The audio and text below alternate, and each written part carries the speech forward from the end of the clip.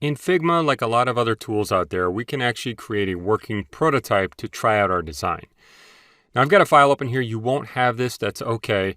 But I wanted to show you what we can do with prototype mode. So if we have a design and we want to share it with people, and we want them to be able to test it out. We want them to be able to tap on this button or click on this button and go to another screen, for instance.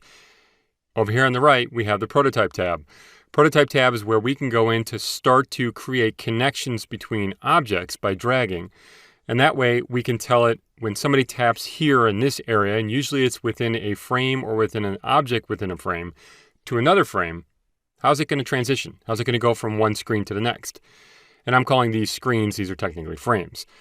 To preview a prototype, you can click on the present button up here. It's going to open it in a separate browser window. And then we can try it out. So I can click to see what we've got. And anywhere there are hotspot hints, it's going to show you. Once I tap or click, it'll show me what the transition looks like. So it's very simple right now, the prototyping, but it allows us to test out a lot of things that we need to. And this is actually a prototype that's shared in the browser window. And if we want to, we can share it with other people.